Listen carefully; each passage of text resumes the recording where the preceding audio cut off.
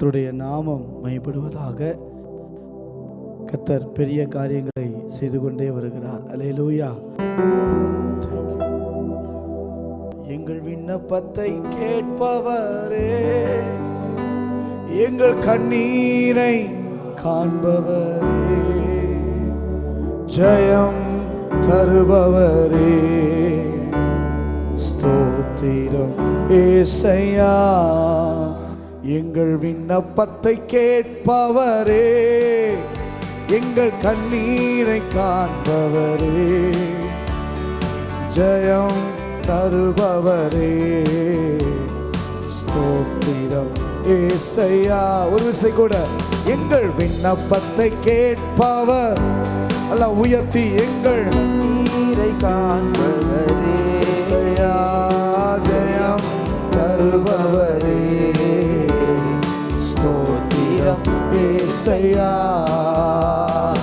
உம்மாள் கூடும் எல்லாம் கூடும், ஒரு வார்த்தை சொன்னால் போதும் ஐயா. உம்மாள் கூடும் அவை எல்லாம் கூடும், ஒரு வார்த்தை சொன்னால் போதும் ஐயா. ஒரு வார்த்தை சொன்னால் போதும் ஐயா. ஒரு வார்த்தை சொன்னால் போதும். முழு பலத்தோடு எங்கள் விண்ணப்பத்தை கேட்பவரே, எங்கள் கண்ணீரை காண்பவரே, ஏசையா, ஜெயம் தருபவரே, ஸ்தோத்திரம் ஏசையா.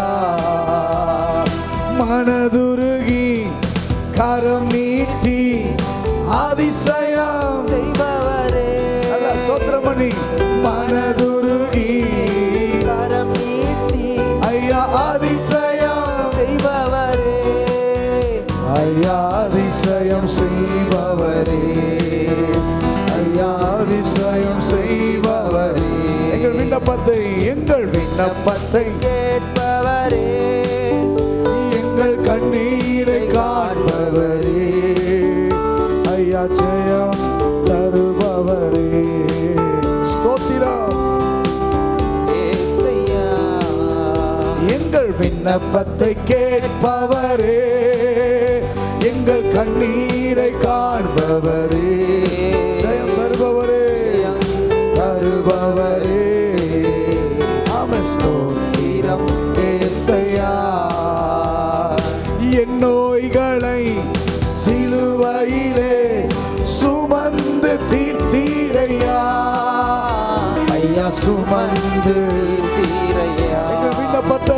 எங்கள் விண்ணப்பத்தை கேட்பவரே, எங்கள் கண்ணீரை காண்பவரே, ஜெயம் தருபவரே, ஸ்தோத்திரம் ஏசையா. சித்தமுண்டு சுத்தமாக என்று சொல்லி உள்ளத்தில் சொல்லுங்க. சித்தமுண்டு சுத்தமாக ஓ என்று சொல்லி சுகமாக்கினி ஐயா, என்று சொல்லி சுகமாக்கினே ஐயா, என்று சொல்லி சுகமாக்கினி. கரம் தட்டி எங்கள் விண்ணப்பத்தை கேட்பவரே, எங்கள் கண்ணீரை காண்பவரே, இயேசுவே, ஜெயம் தருபவரே, ஸ்தோத்திரம் ஏசையா. எங்கள் விண்ணப்பத்தை கேட்பவரே, எங்கள் கண்ணீரை காண்பவரே, ஐயா ஜெயம் தருபவரே, ஸ்தோத்திரம் ஏசையா. ஹல்லேலூயா, ஹல்லேலூயா. கரமுயர்த்தி முழு பலத்தோடு ஆராதிங்க. அவர் சர்வ வல்லமை உள்ளவர், அவர் துதிக்கு பாத்திரர், அவர் கனத்திற்கு பாத்திரர், அவர் தான் மகிமைக்கு பாத்திரர். ஏசையா உன்னதரே, ஹல்லேலூயா, ஹல்லேலூயா. சொல்லுங்க. உம்மாள் கொடும் எல்லாம் கொடும், ஒரு வார்த்தை சொன்னால் போதும் ஏசையா. உம்மாள்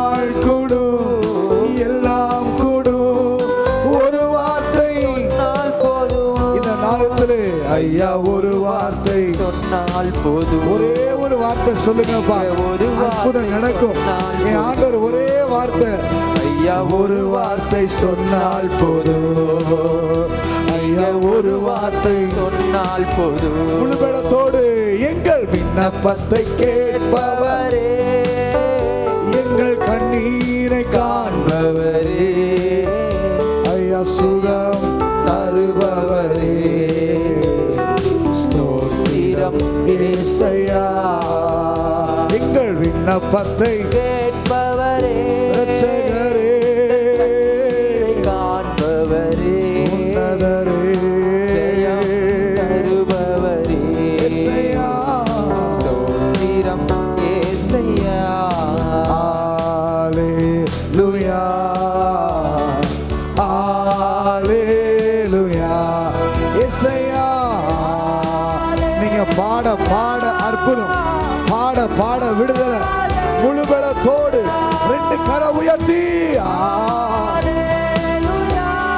இயேசுவே. முழுபலத்தோடு Hallelujah, Hallelujah. கரங்களை உயர்த்தி பலத்தோடு உங்க சத்தம் வரட்டும். Holy God,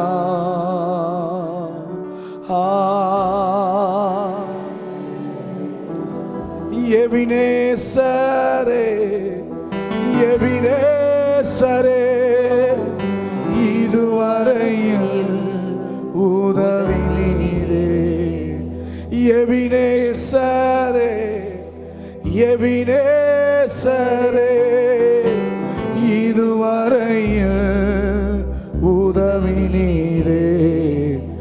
இதுவரையில் உதவி நீரே. உம்மை முழு உள்ளத்தோடு ஆராதிப்பேன், முழு பலத்தோடு அன்பு கூறுவே, முழு பலத்தோடு ஆராதனை ஆராதனை உன்னதரே, ஆராதனை ஆராதனை. சத்தம் உயர்த்தி ஆராதிங்க. உமக்கு ஆராதனை ஆராதனை இசையா. ஆராதனை ஆராதனை. எல்ரோயி, எல்ரோயி, என்னை கண்டீரே நன்றி ஐயா. எல்ரோயி, எல்ரோயி, என்னை கண்டீரே நன்றி ஐயா. முழுபலத்தோடு என்னை கண்டீரே இசையா. நன்றி ஐயா. உம்மை முழு உள்ளத்தோடு ஆராதிப்பே இயேசுவே. முழு பலத்தோடு சபகதலதலதலா. ஆவியானவரே ஆராத ஆராதனை இயேசையா. ஆராதனை ஆராதனை. முடிந்தளவு இயேசுவே. ஆராதனை ஆராதனை உன்னதரே. ஆராதனை ஆராதனை. ரெண்டு கர உயர்த்தி அப்பாவை நோக்கி ஏகோவா ராஃபா, ஏகோவா ராஃபா, சுகம் தந்தீரே நன்றி ஐயா. ஏகோவா ராஃபா, ஏகோவா ராஃபா, சுகம் தந்தீரே. இந்த மாலை நேரத்தில் ஒரு சுகமளிக்கும் வல்லமை பாய்வதாக. சுகம் ஓ தேவனே நன்றி ஐயா.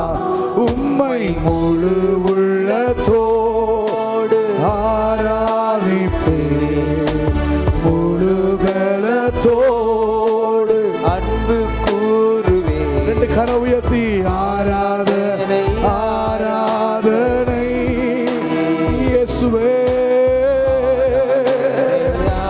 ஓ ரட்சகரே, கர உயர்த்தி பலத்தோடு ஆராதனை ஆராதனை. எவ்வளவு முடியுமோ அவ்வளவு எவ்வளவு சத்தம் உயர்த்தி என் தேவன் பெரியவர், அவர் சர்வ வல்லமை உள்ளவர்.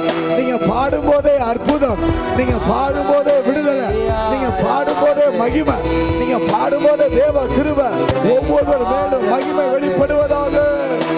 இயேசுவே ஆராதனை ஆராதனை உன்னதரே உமக்கே ஆராதனை ஆராதனை ஹalleluya இயேசுயா ஹalleluya இயேசுவே ஹalleluya இயேசுயா ஹalleluya ஹalleluya ஹalleluya இயேசுயா. பாட பாட ஒரு விடுதலையை கர்த்தர் தருவாராக. ஓ மகிமை வெளிப்படட்டும், கர்த்தருடைய பிரசன்னம் ஒவ்வொருவரையும் நிரப்பட்டும். இயேசுயா glory glory glory hallelujah.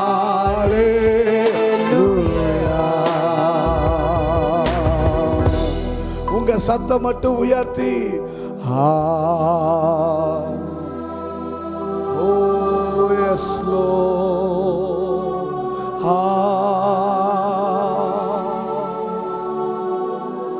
உம்முடைய மகிமை வெளிப்படுவதாக. Holy God. Shabbagadala.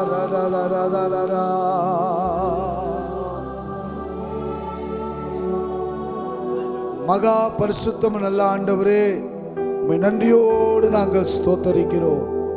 ஆவியானவர் எங்களோடு இடைபடுவீராக. உம்முடைய நல்ல வார்த்தைகள் வெளிப்படட்டும். வந்த வண்ணமாய் அல்ல, என் தேவன் எங்களோடு பேசுவாராக, எங்களோடு இடைபடுவாராக. உம்முடைய மகிமை வெளிப்படட்டும். கேட்கிற ஒவ்வொருவரையும் ஆசீர்வதியும் இயேசுவின் நாமத்தில் பிதாவே, ஆமென். அல்லேலூயா. உட்கார்ந்து கொள்வோம். கர்த்தருடைய நாமம் மகிமைப்படுவதாக. எபிரேயர் 5ஆம் அதிகாரம் 8-9 வசனங்களை நீங்கள் வாசிப்பீர்களே ஆனால் வாசிக்கலாம். அவர் குமாரனாயிருந்தும் பட்ட பாடுகளினாலே கீழ்ப்படிதலை கற்றுக்கொண்டு தாம் பூரணரான பின்பு தமக்கு கீழ்ப்படுகிற யாவரும் நித்திய ரட்சிப்பை அடைவதற்கு காரணராகி. நித்திய ரட்சிப்பை அடைவது, ரட்சிப்புனா அப்படின்னா என்டர்னல், நித்திய ரட்சிப்பு. அது ஒரு நித்தியம், ஏதோ இன்றைக்கு பெற்றுக்கொள்ளுகிற அனுபவம் மாத்திரம் அல்ல. இந்த ரட்சிப்புடைய வல்லமன் என்டர்னல், நித்தியமாய் நம்ம வாழ்க்கையில வெளிப்படக்கூடியது. அல்லேலூயா சொல்லுங்க பார்ப்போம். இந்த ரட்சிப்பு ஆசீர்வாதம் நிறைந்தது. இந்த ரட்சிப்பை ஒவ்வொரு மனிதனும் பெற்றுக்கொள்ள வேண்டும். இன்னைக்கு நான் என்ன ரட்சிக்கப்பட்டாச்சுல, இது என்ன புது செய்தி அப்படின்னு நீங்க நினைக்கலாம். ஆனா ரட்சிப்பு என்பது அங்க பாருங்க, அவர் பூரணரான பின்பு தமக்கு கீழ்ப்படுகிற யாவருக்கும் நித்திய ரட்சிப்பை அடைவதற்கு. அப்படின்னா இந்த உலகத்தை விட்டு நாம் கடந்து போகிற வரைக்கும் நம்முடைய வாழ்க்கையில ரட்சிப்பு என்பது ரொம்ப அவசியம். ரட்சிப்புல பூரணப்படுவது என்பது ரொம்ப அவசியம். ஒவ்வொருவரும், இங்க இருக்க ஒவ்வொருவரும் ரட்சிக்கப்பட்டோம் அப்படின்னு நம்ம விட்டுற முடியாது. ரட்சிப்புக்குள்ள நம்ம தொடர்ந்து வந்துக்கிட்டே இருக்கணும். ஒரு மொபைலை டாப் அப் பண்ணுறது போல வச்சுக்கோங்களேன். உங்களுக்கு புரியறதுக்காக நான் சொல்கிறேன். ஏதோ மொபைலை ஒரு தடவை சார்ஜ் பண்ணிட்டு அப்படியே விட்டுருவோமா, ஒரு சார்ஜ் போகிறோம் செல்ஃபோனில் அப்படியே விட்டுருவோமா, 100% வருது, அது தீராதா அப்படின்னா தீரும். அதே போல தான் ரட்சிப்புல பூரணம். ஒரு ரட்சிப்பு இன்னையோடு முடிஞ்சிருச்சு, இன்னைக்கு ஒரு நாள் ரட்சிக்கப்பட்டாச்சு, கை உயர்த்திட்டேன் அப்படின்றதோடு அல்ல. தினமும் நம்ம வாழ்க்கையில் ரட்சிப்பு என்பது கடந்து வர வேண்டும். ஒவ்வொரு நாளும் அனுதினமும் நாம் ரட்சிக்கப்படணும். அவனுடைய சமூகத்தில் உட்கார்ந்து நம்மையே அலசி பாராய்த்து நம்மளே கவனித்து பார்த்து.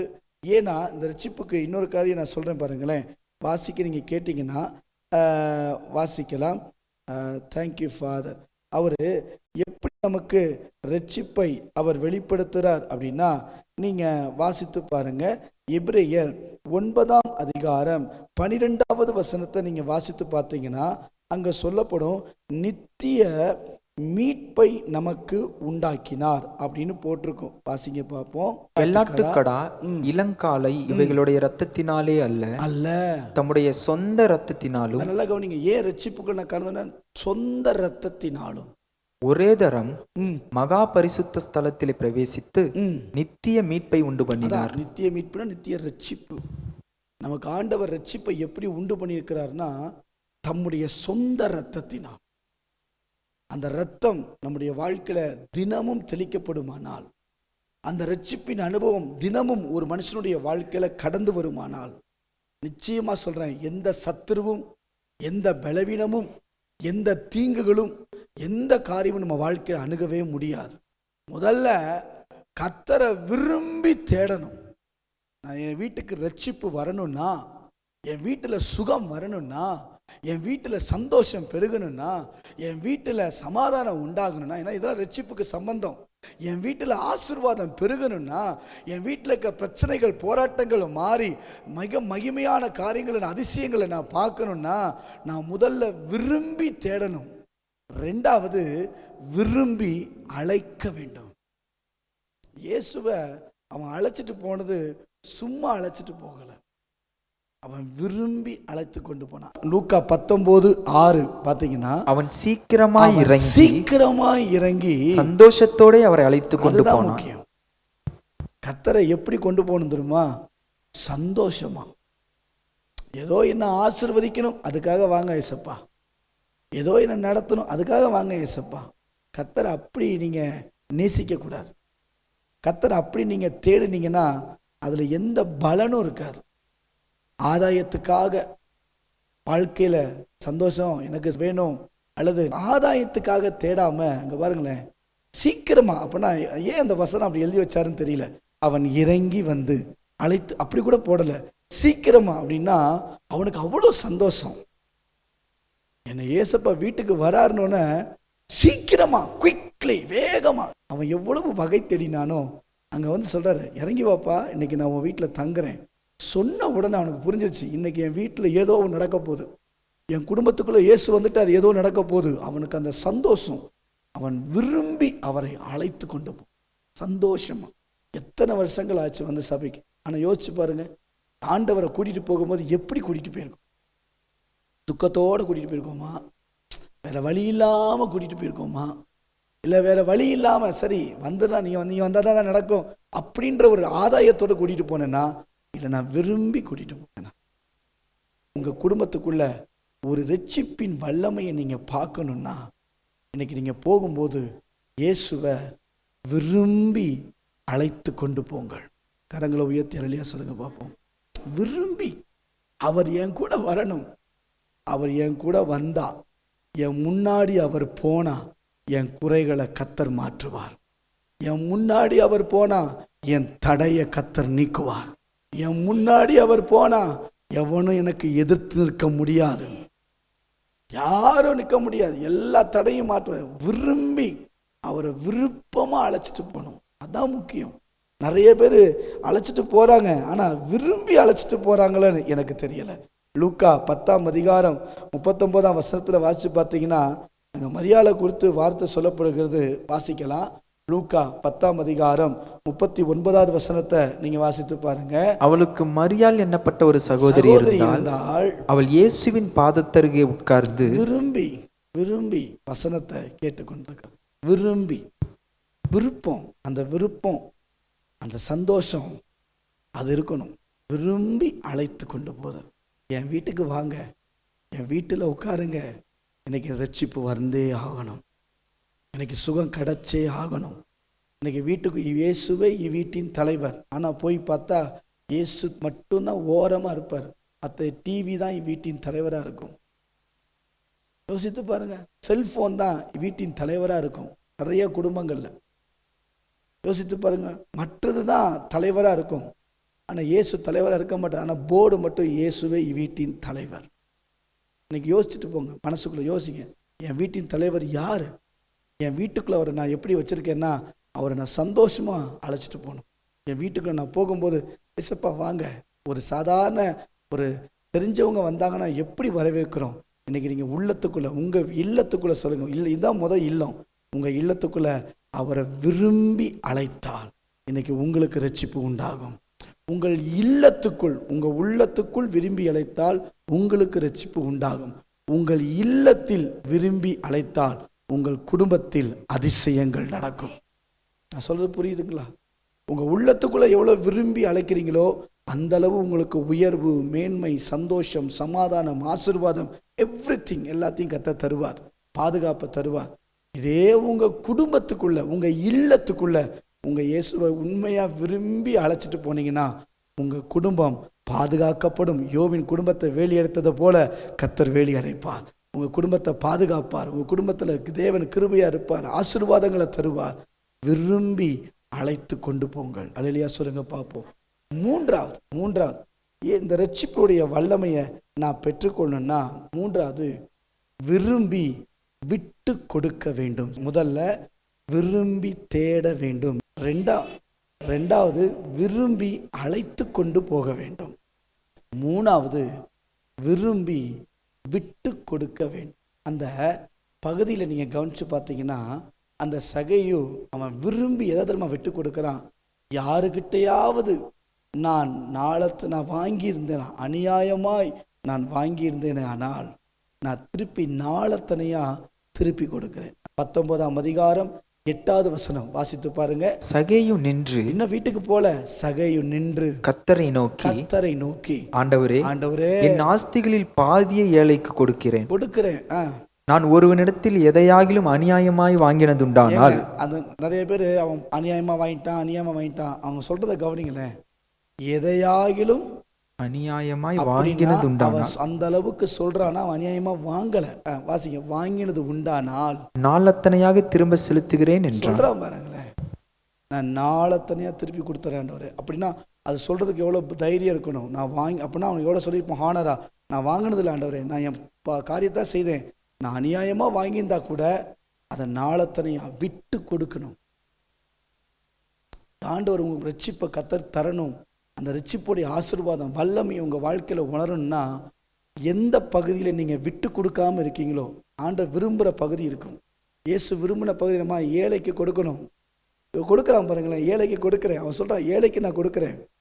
நான் உங்களை ஏழைக்கு கொடுக்கறதுக்கு மட்டும் சொல்லலை, எந்த பகுதி உங்க வாழ்க்கையில இன்னும் விட்டு கொடுக்காம இருக்குதோ அது விரும்பி விட்டு கொடுத்தால், சும்மா ஐயோ ஆசீர்வதிக்கணுன்றதுக்காக அர்ப்பணிக்கிறது இல்லை, விரும்பி விட்டு கொடுத்தால் இன்னைக்கு உங்க குடும்பத்துல, உங்க வீட்டுக்குள்ள, உங்க வாழ்க்கைக்குள்ள ரட்சிப்பின் வல்லமை வெளிப்படும். விரும்பி விட்டு கொடுங்க, விரும்பி விட்டு கொடுங்க, விரும்பி விட்டு கொடுங்க. ஏதோ கட்டாயப்படுத்தி உங்க யாருமே கசப்பு இருக்கா, அந்த கசப்பை விட்டுட்டு மன்னிப்பை கேட்டு ஒரும்பன பொருந்து அப்படின்னு ஆண்டவர் சொன்னா அதை விரும்பி விட்டு கொடுங்க. ஐயோ அதுக்கு ஒரு கஷ்டம், அதுக்கு ஒரு வருத்தம் இல்லை. விரும்பி விரும்பி எந்த பகுதியில் ஆண்டவர் உங்ககிட்ட அந்த அற்புதத்தை பார்க்க விரும்புகிறாரோ, எந்த பகுதியில் உங்ககிட்ட சில மாற்றங்களை தேவன் விரும்புகிறாரோ, நீங்க அதை விட்டு கொடுத்தா இன்னைக்கு கர்த்தர் உங்க மேல அந்த ரட்சிப்பின் வல்லமையை வைக்க வல்லமை உள்ளவர். அல்லேலூயா.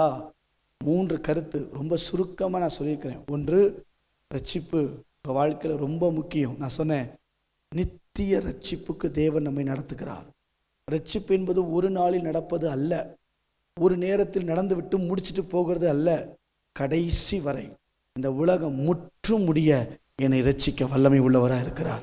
இந்த உலகத்தை விட்டு நான் அவர் சமூகத்துக்கு போகிற வரை நான் ரட்சிக்கப்பட்டு கொண்டே இருக்க வேண்டியது அவசியம். ரட்சிப்பில் பூரணராய் மாற வேண்டியது அவசியம். அதுக்கு ஒரே வழி, 3 கருத்து நான் சொன்னேன். 1, நீங்கள் விரும்பி என்ன செய்ய வேண்டும்? தேட வேண்டும். 2வது, விரும்பி அவரை அழைக்க வேண்டும். 3வது, விரும்பி விட்டு கொடுக்க வேண்டும். இது 3ம் சகேயு வாழ்க்கையில வெளிப்பட்டதுனால அவன் வீட்டை பார்த்து சொல்றாரு, இந்த வீட்டுக்கு ரட்சிப்பு வந்தது. உங்க உள்ளத்துக்குள்ள என் ஆண்டவர் பேசுவாராக. விரும்பி விட்டு கொடுத்தியாப்பா? கேட்கட்டும். அந்த கேள்விக்கு, மனசாட்சி கேட்குற கேள்விக்கு பதிலாம் பேச முடியாது, சமாளிஃபிகேஷன்லாம் பண்ண முடியாது. மனுஷன் கேட்கறதுக்கு 1000 மாற்று கருத்துக்கள் சொல்லலாம். மனுஷன் கேட்கறதுக்கு இது சரியா, அது சரியா, அது தவறா, இது தவறா, இப்படி பண்ணது சரியா, அப்படி என்ன வேணா பேசலாம். ஆனா மனசாட்சின்னு ஒன்று கேட்கும் பாருங்களேன், அதுக்கு எந்த மனுஷனும் சரியா பதில் சொல்ல சாதாரணமாக முடியாது. உங்கள் மனசாட்சி உங்களை கேட்கட்டும். என் வீடு ரட்சிக்கப்படணும், என் வீட்டில் சுகம் உண்டாகணும், என் வீட்டில் அற்புதம் நடக்கணும், என் வீட்டில் சமாதானம் உண்டாகணும், என் வீட்டில் ஆரோக்கியம் பெருகணும், என் வீட்டில் சந்தோஷம் உண்டாகணும் அப்படின்னா அந்த வீட்டு கதவை திறக்கும் போது சொல்லுங்க, விரும்பி நான் தேடுறேன்னா, விரும்பி நான் என் கர்த்தரை அழைக்கிறேன்னா, விரும்பி நான் விட்டு கொடுத்தேன்னா, இது மூன்றும் இருந்தால் இன்றைக்கு நீங்க வீட்டை திறக்கும் போது அந்த வீடு ஒரு ரட்சிப்பின் வீடாய் மாற கிருபை தருவாராக. கண்களை மூடி நாம் செபிக்க போகிறோம். Thank you Father, Holy spirit. நன்றி ஆண்டவரே. ஏதும் இல்லை, எந்த கவலை இல்லை, துணையாளர் என்னை விட்டு விலகவில்லை. ஏதும் இல்லை, எந்த கவலை இல்லை, துணையாளர் என்னை விட்டு விலகவில்லை.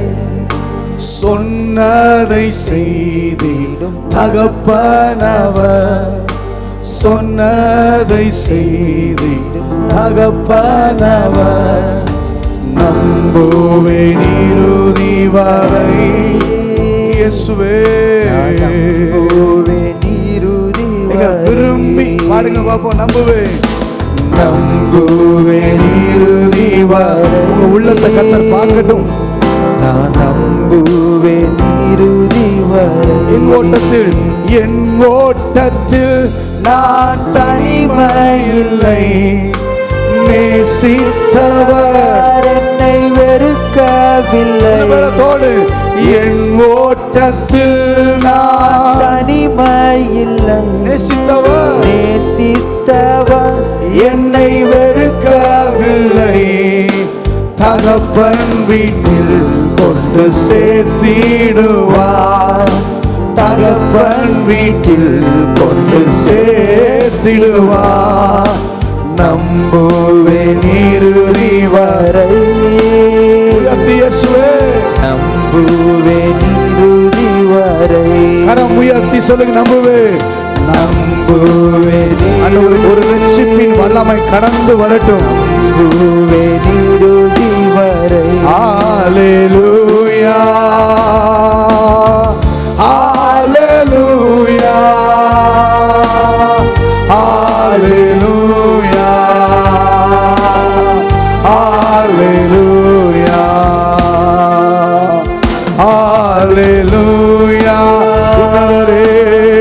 ஹல்லேலூயா.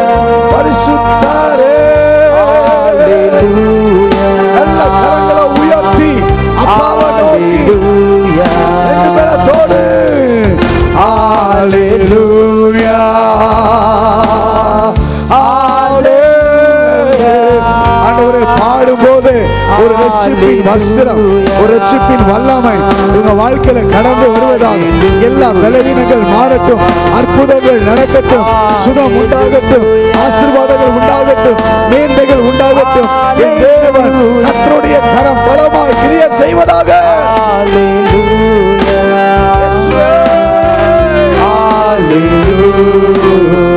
கரங்களை உயர்த்தி ஆண்டவரே, என் வீட்டுக்கு இன்னைக்கு ரட்சிப்போல் வரட்டும். ஆண்டவரே, ஜெபம் பண்ணுங்க. ஆண்டவரே, வல்லமை வெளிப்படட்டும்.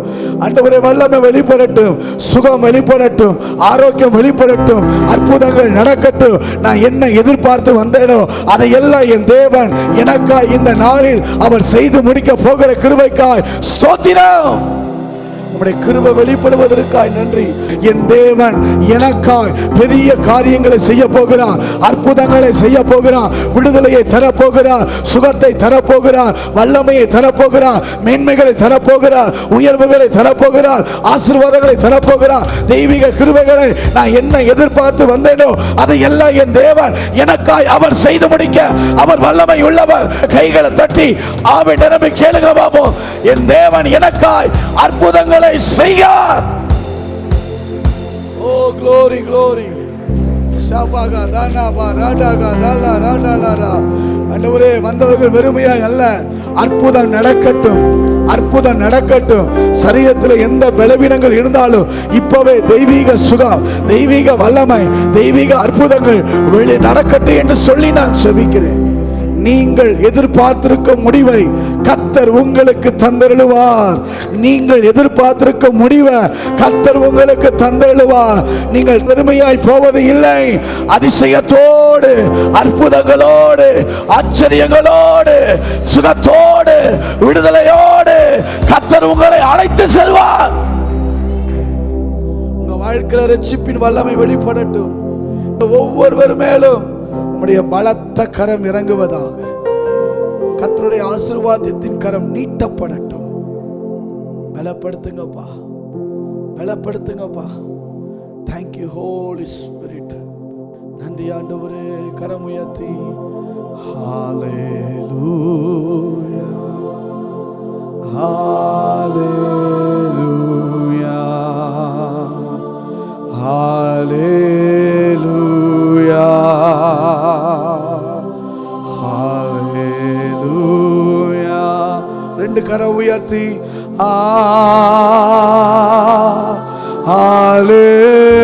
ஹalleluya. முழுபலத்தோடு இயேசுவே ஹalleluya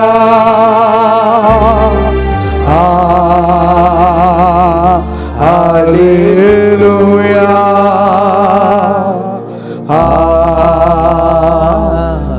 ஹalleluya. நல்ல ஆண்டவரே, இயேசுவின் நாமத்தில் உம்முடைய சமூகத்துக்கு நேராய் நாங்கள் வருகிறோம். முற்றும் முடிய ரட்சிக்க வல்லவராய் இருக்கிறார் என் தேவன். என்னை அவர் முற்றும் முடிய கடைசி வர என் குடும்பத்தில், என் வாழ்க்கையில், என் தனிப்பட்ட ஜீவியத்தில் தம்முடைய ரட்சிப்பின் வல்லமையை இந்த நேரத்தில் எங்களுக்கு தந்து என்னை ஆசீர்வதிக்கும்படி நான் ஜெபிக்கிறேன். ஒவ்வொருவர் மேலும் உங்கள் ஆசீர்வாதத்திற்கிற நீட்டப்படட்டும். அற்புதங்கள் நடக்கட்டும். என்ன எதிர்பார்த்து வந்தாங்களோ அதையெல்லாம் நான் காலையில் கர்த்தர் நிறைவேற்றி தரும்படி நான் ஜெபிக்கிறேன். உம்முடைய மகிமை வெளிப்படட்டும். ஆசீர்வதியும் இயேசுவின் நாமத்தில் பிதாவே. சேர்ந்து சொல்லுவோம், என் ஆத்துமாவே கர்த்தரை ஸ்தோத்திரி, என் முழுவதுமே பரிசுத்த நாமத்தை ஸ்தோத்திரி. என் ஆத்துமாவே கர்த்தர் செய்த சகல உபகாரங்களும். கரங்களை உயர்த்தி அல்லேலூயா சொல்லுங்க பாப்போம். நல்ல சத்தம் உயர்த்தி அல்லேலூயா.